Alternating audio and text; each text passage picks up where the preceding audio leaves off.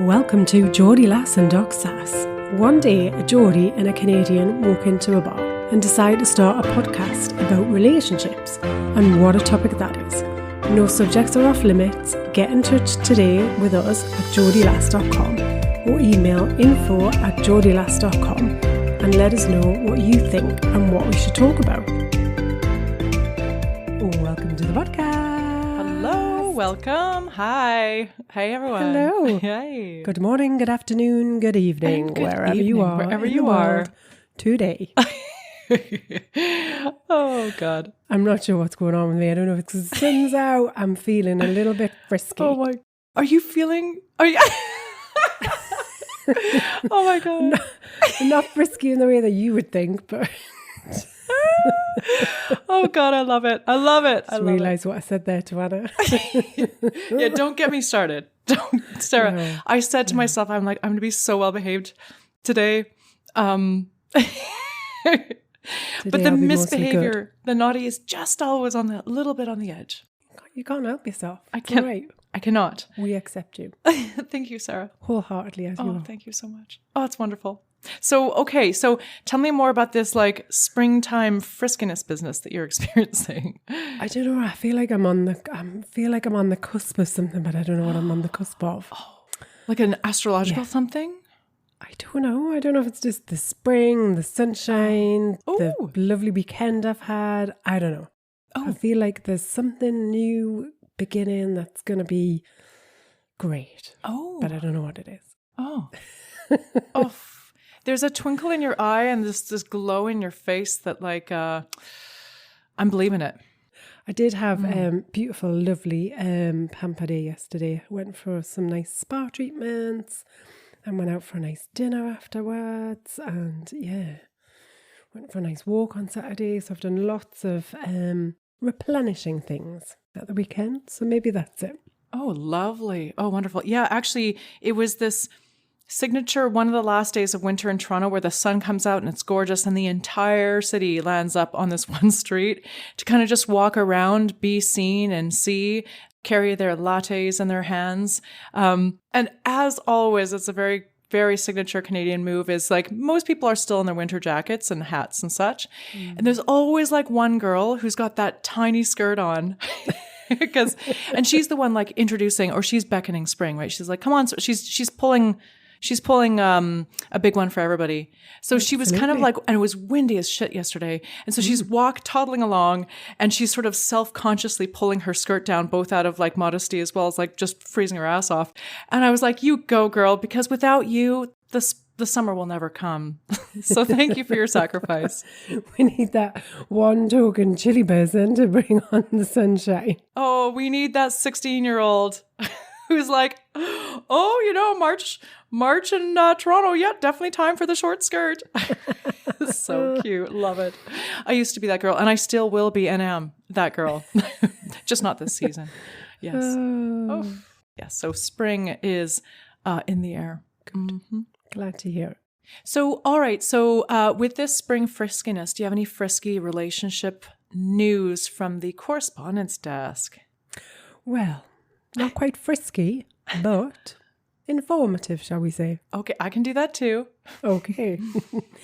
All right. So this week's Love Desk is all about divorce. And so I'd say less frisky. Although it depends what you're doing after you get divorced. Sorry. Everything is really funny today. You're setting me off now. I know. It's so funny. No. You know what? Listen, and we're not making light of hard things, but the thing is, humor is always important, even in our darkest times, and especially through our darkest times. So I think absolutely. Yeah. Okay. I'm ready. ready. Okay, we're ready. So there's been a study, because we like a little study on the old podcast, into just have a look at kind of divorce and more importantly, targeting grey divorce. Oh. So grey divorce is when you get divorced when you're kind of in your later years in life, shall we say. Mm-hmm. So the study revealed that 69% of women who were over 50 did not go on to cohabit or remarry later on in life. Yes. Interesting. Yeah. Okay. Okay, whereas people who divorce younger are more likely to go on and have Are another more likely relationship. to go on, to live with somebody again. So it's not necessarily saying that they wouldn't have any sort of relationship or a companionship. It's not saying that, but it's specifically about whether they would move in with somebody or marry somebody again. Oh, so interesting. I suppose you do reach an age where wisdom, unfortunately, gets a little bit too strong, or your just general wisdom and common sense start to sort of outpace the wild romance, I suppose. Yeah. Funny story I'll tell you. So somebody that I know, I won't kind of divulge too much about it, but a connection, shall we say.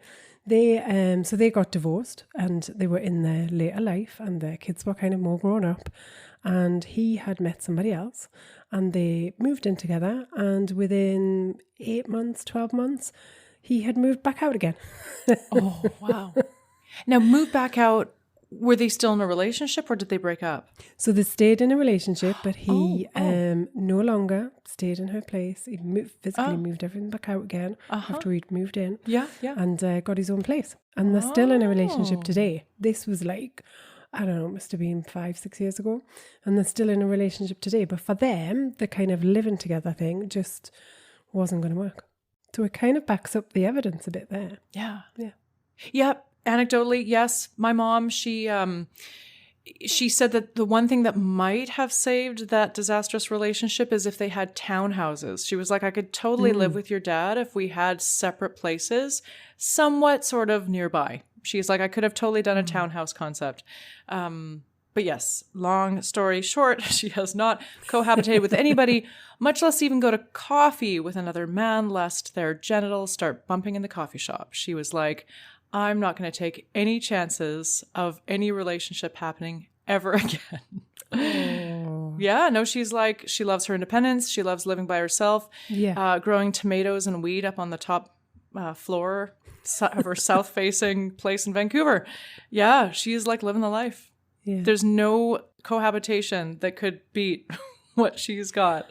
I think women are more likely to kind of, because it's funny, this conversation came up at the weekend as well around connections that women form and the things that they do. So like we were saying, blokes would never just say to the mate, fancy going on a spa day, or even kind of, do you want to go for coffee? Do you want to go for brunch? Do you want to go for a nice long walk? It's just rare that blokes kind of actually, make that connection and do that. I'm not saying this is everybody, but a lot of people, they might go, and if they play a sport, that's when they're more likely to get together, or maybe kind of go and watch football down the pub, whatever. But just kind of like asking to meet up and hang out, and it's just less likely. But women, like I would do almost anything with my girlfriends. Like one of my friends rang me up and said, I'm going to the tip in the charity shop. Do you want to come? And it sounds ludicrous, but I was like, yeah, all right, then I'll come and give you a hand. And so you just go in and kind of like, it sounds ludicrous, I get it. It's lovely. Also makes me sound incredibly sad. But, it's just that kind of share, women are more likely to share the load, to help each other with stuff. Yes, that's very, very true. That's very, very true. We like do things communally. There is the joke, like women go to the bathroom together. There's actually a pub in Liverpool, which is I'm sure I've mentioned this on the podcast before, but I'll mention it again. No, I don't think so. It started now, where it's got 2 toilets within the same kind of store.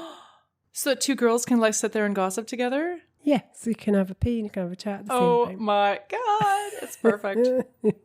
Having said that, I do have to say that there is a benefit to having separate stalls, because like the thing of like if there's no toilet paper and you have to ask the girl under the stall to do you a biggie and pass you some toilet paper. So I don't know. Yeah. Having a door between you is not a bad thing either. Yeah. What happens when the ladies lose? In the ladies lose at the pub at 2 a.m. Yes. I remember those days. Yeah, totally. Oh, that's lovely. Okay, well, yes. I suppose that will come out in future episodes of our, we keep looking at different angles of relationship from different perspectives. And it is certainly beautiful to love your own company. And I think that more and more women, let's just say, enjoy their own company, or even enjoy the company of other women. Like I have a plan to have a ladies' commune in India when I get old with my gal friends. Like, we're all going to kind of hang out, but not too close because we'll piss each other off if we're in too much proximity. But so there's something beautiful about that. But there's also something about like that we try to address, which is if you do want to take another shot at romance, like, you know, how do we address some of the fearfulness, the avoidance, the jadedness, and start to see possibility again? So just saying. Yeah. So long, you're always in choice. Wholeheartedly agree, my lovely. You are always in choice. Yeah. Well, that was lovely. A nice warm up. Yes. So let's hot topic. Oh, yeah, let's go for it.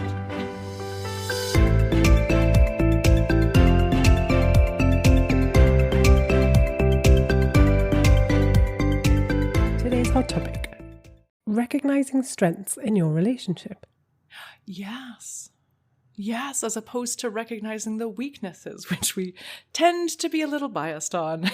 That's so true. Absolutely, yeah. Oh, recognizing the strengths.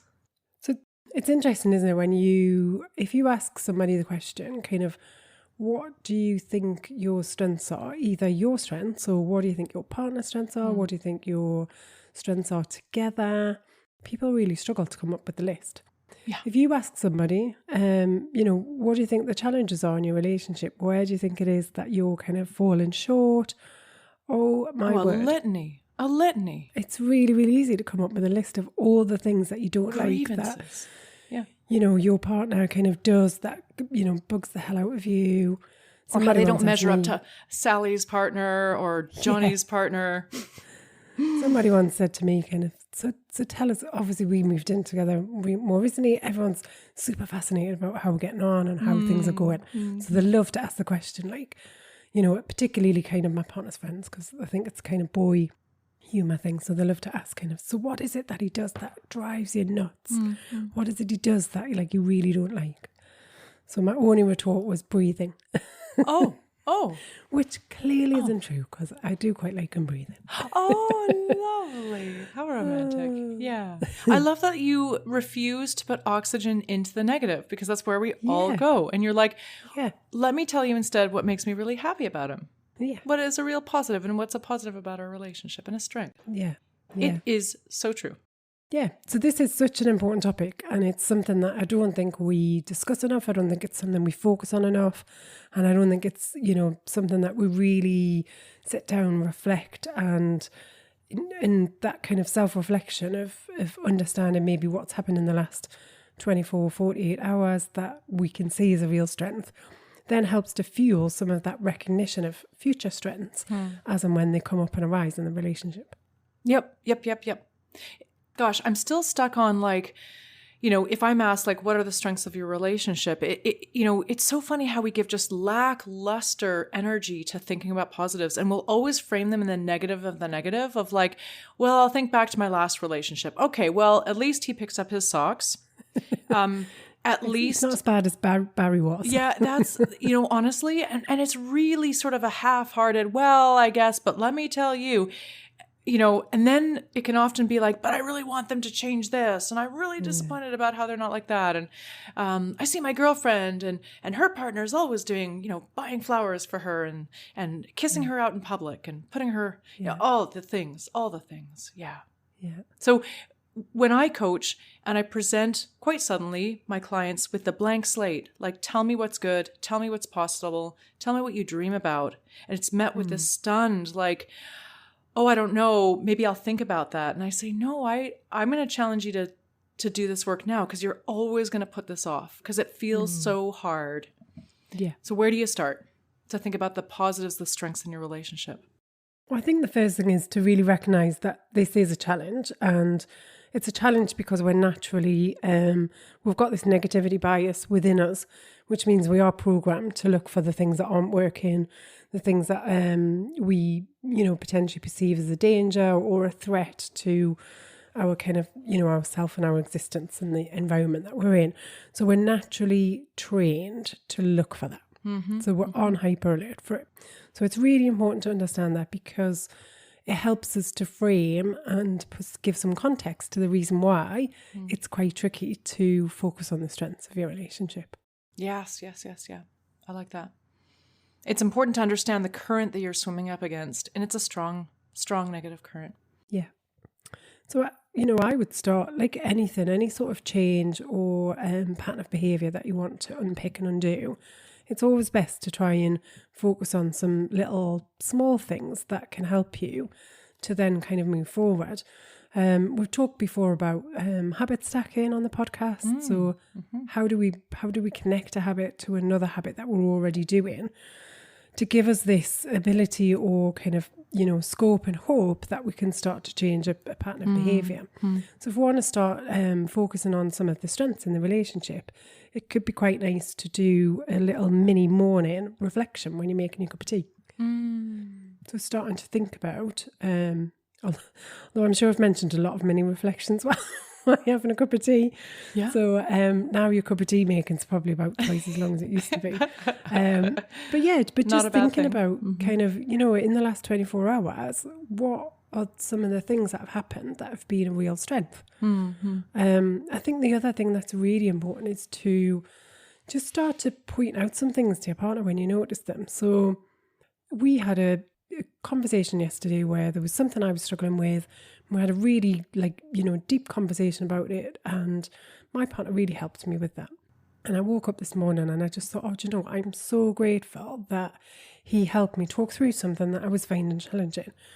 So I sent him a message to say, thanks so much for kind of being there, for supporting me.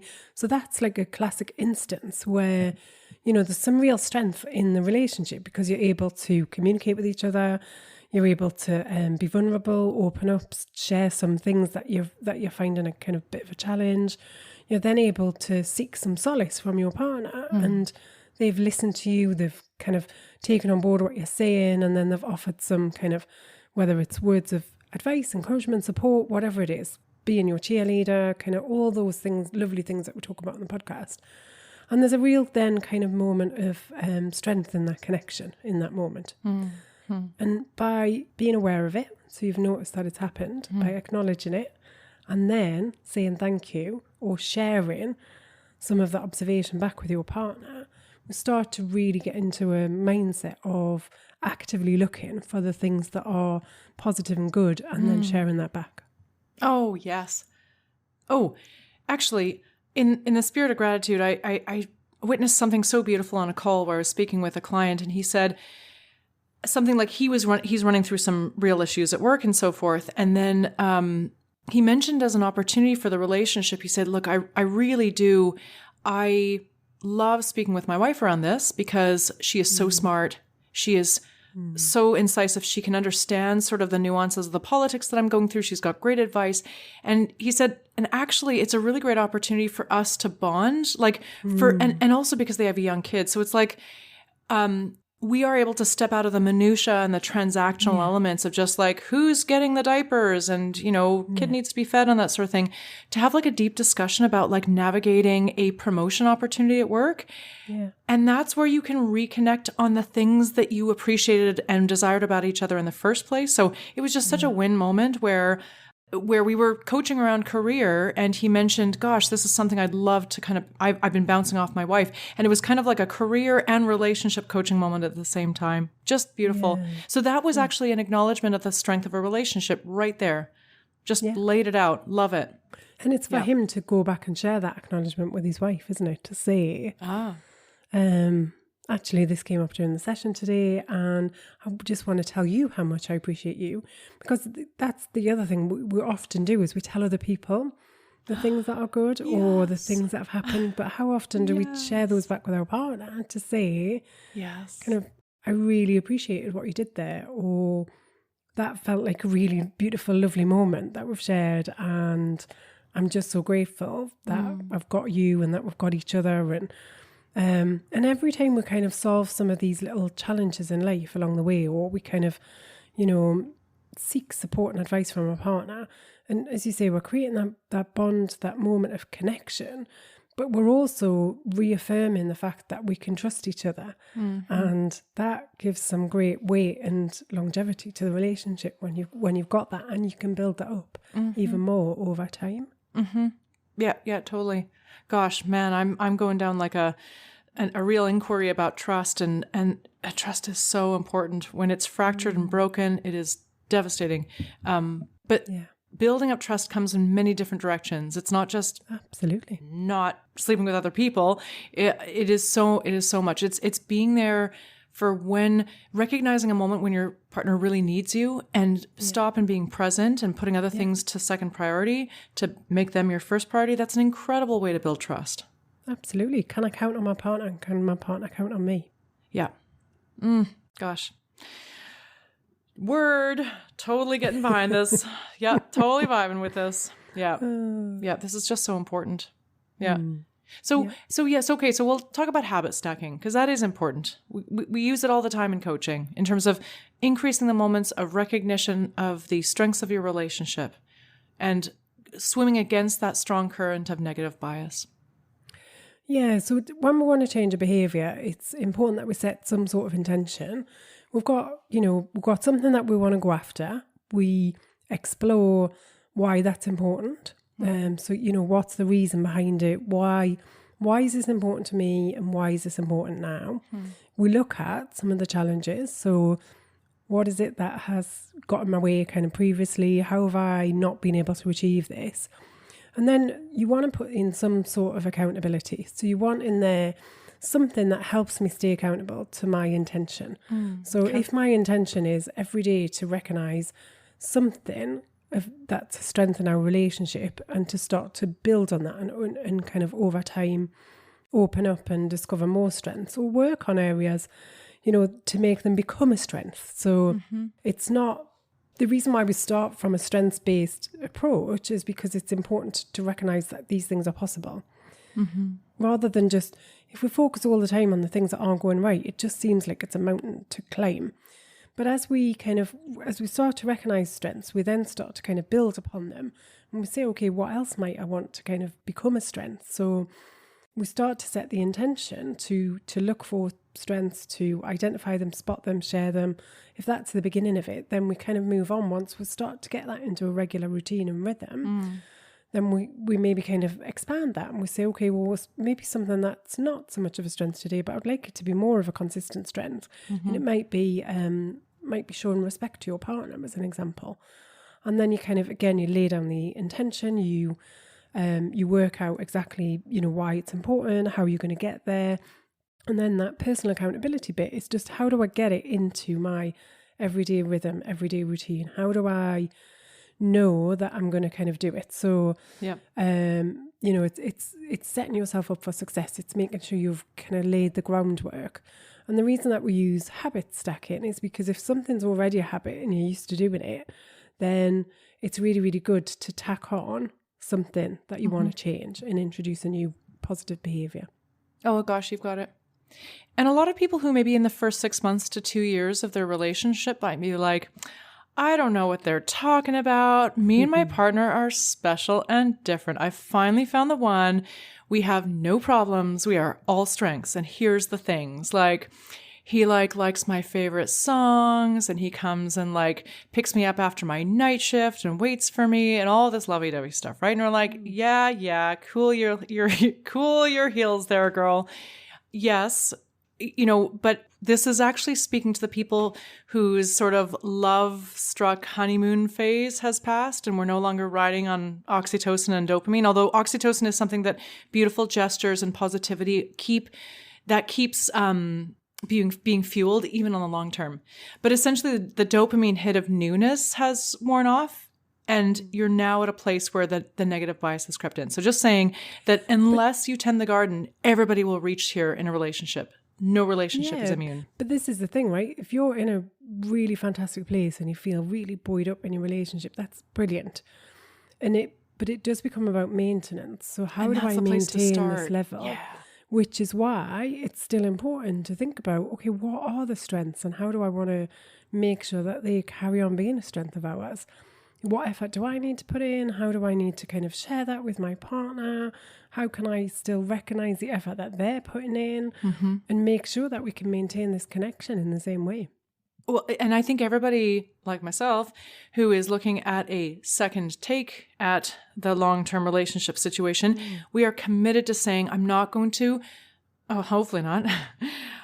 Repeat the mistakes of my past. And I'm going to now put things into active maintenance before they become a problem. I'm not going to wait for something to become a problem because I know that I'm going to start to take for granted my partner if I don't do the active work. Like we say in paddling against a strong headwind, if you ain't paddling forward, you're going backwards. Yeah.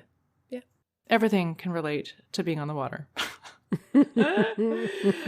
Oh my gosh. It's been too windy actually in Toronto to launch my paddleboard in the last week. And so I'm feeling a little sad about that. But anyways, it's okay. Momentary moment It will soon be paddleboard season. You'll soon be out there. It will be, but in the meantime, I'm thinking paddling when I'm thinking about couples doing the work, putting in the hard effort. Put your paddle in the water, kids, every day.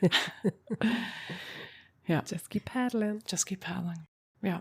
Now, this is a controversial name. I'm going to throw it out there because I really appreciate his inputs on relationship. I'm going to say this. There have been some interviews that Jordan Peterson has done around marriage, around, what is the success? What are the keys to success around relationship, and some really hard topics. I have so appreciated it. And it talks about the hard daily work. So just saying, yeah, kind of becoming a fan there. Yeah. Just to get a little controversial on our podcast. All right. Are we moving on to a question? Let's take a question.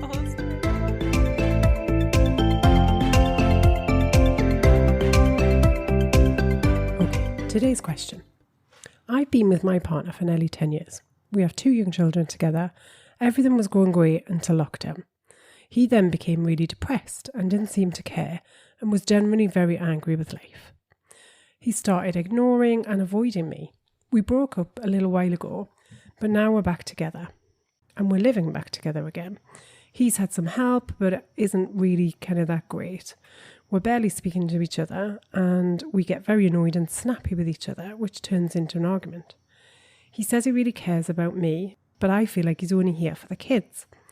He says there's nothing wrong with our relationship, and others are far worse than us. But I want more. We used to have so much fun and happiness. Is this relationship over, or can we get back to where we were? Gracious. Option C. Sorry, I think I pulled that joke the last time, but I really do believe option C. Yeah. This is really interesting. There's a lot of stuff in this, hey? There's a lot of stuff that's getting you curious, isn't it? Yeah. And the beautiful thing about this question is that a lot of the limiting beliefs and a lot of the sort of the prisons of the mind are very apparent in just the way that this question is phrased and the verbiage, which I really appreciate. This person has been very honest writing in, and and I really like that. Yeah. So where shall we begin? Oh, where shall we begin?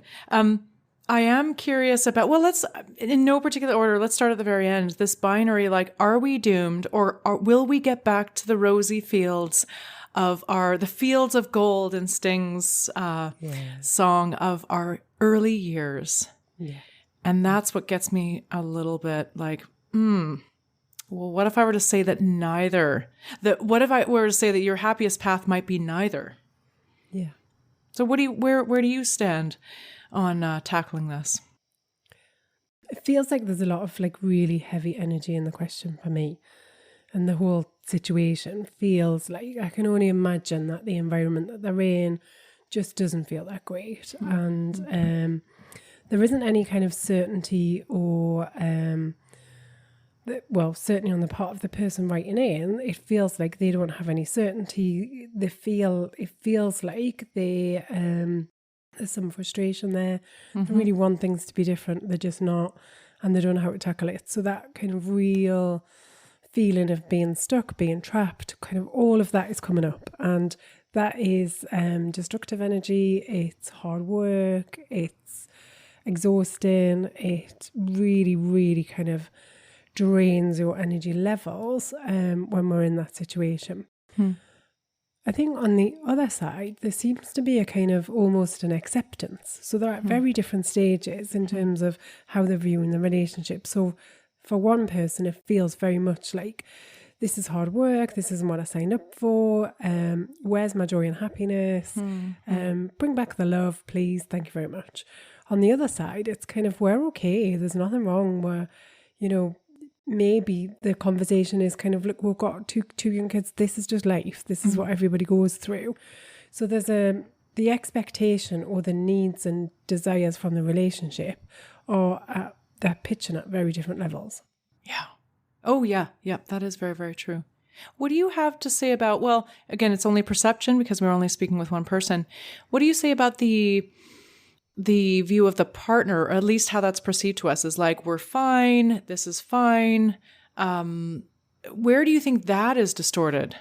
That, because I there is an ostrich in the sand element. There's this sort of coping with mediocrity, or at least sort of explaining it away, that is not entirely helpful either. But maybe that's all they can deal with. So it says that they've had kind of a bit of volatility in the relationship in terms of things, you know, turning into an argument, things escalating.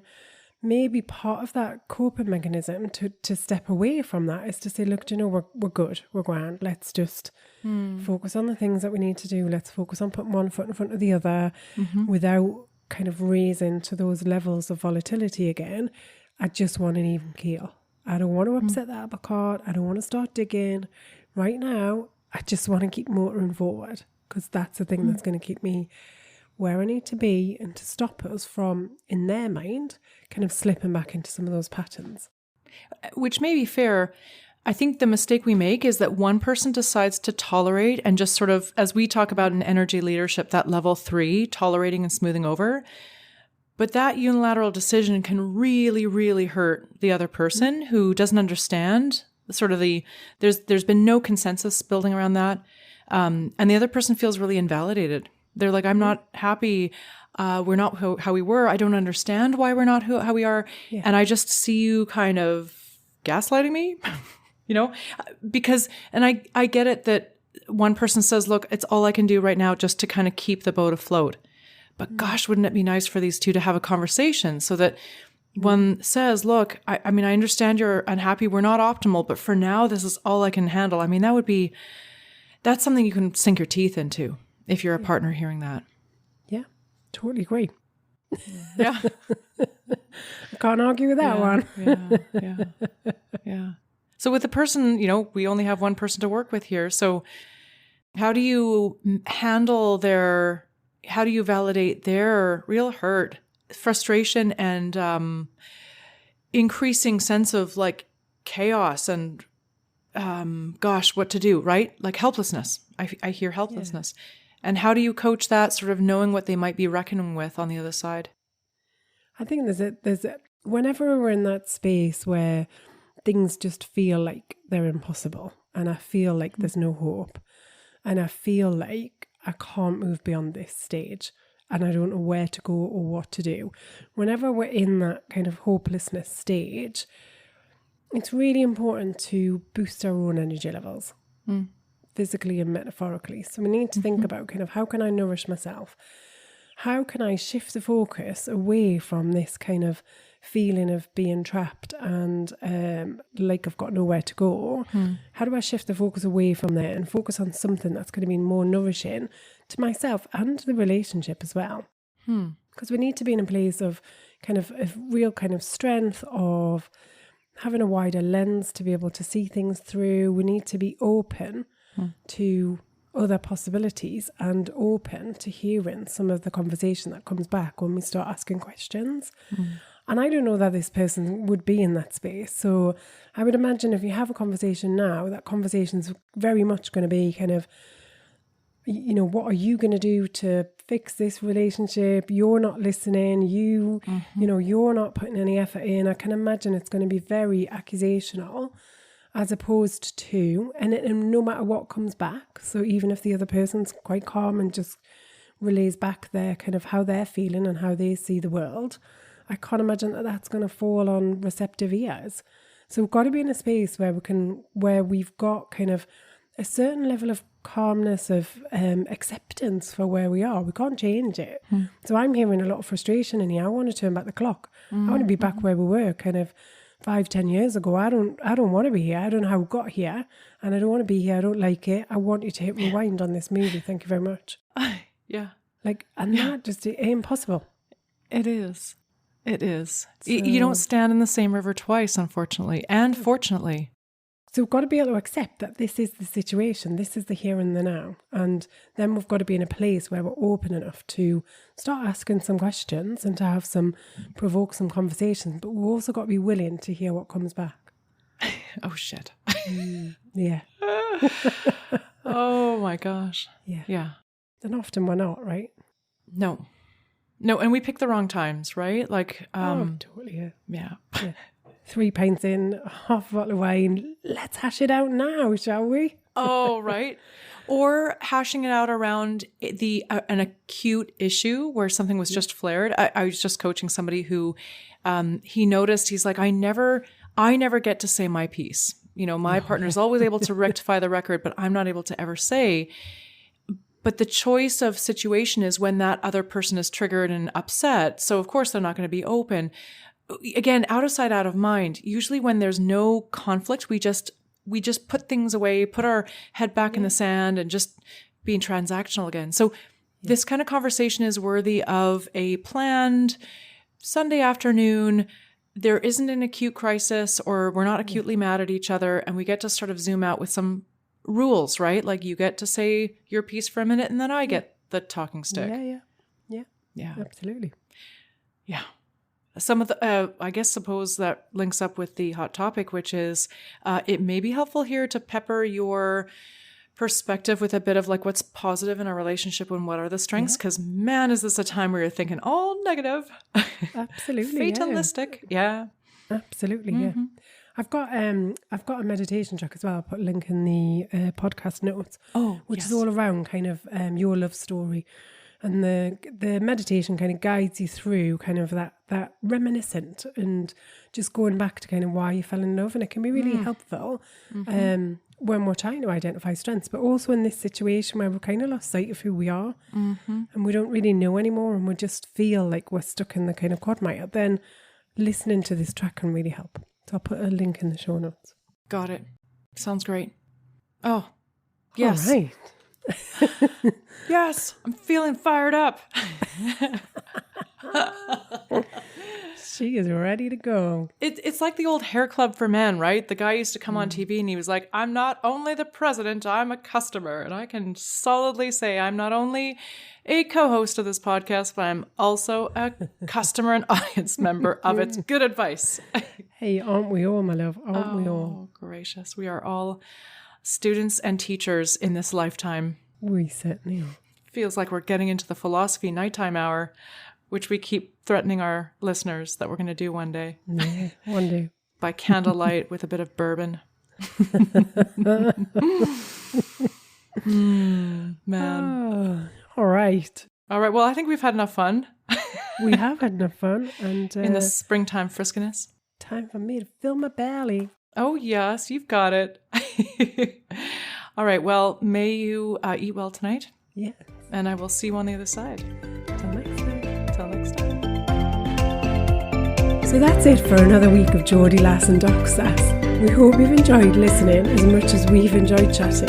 Get in touch and share your questions for relationship remedies and any hot topics you want us to cover. If you need help navigating all things relationships, Anna and Sarah are available for one-on-one coaching support. Email info@geordielass.com. Please remember to like, share, subscribe if you've enjoyed listening. And if you've not, how on earth have you made it this far? I promise we'll try harder next time.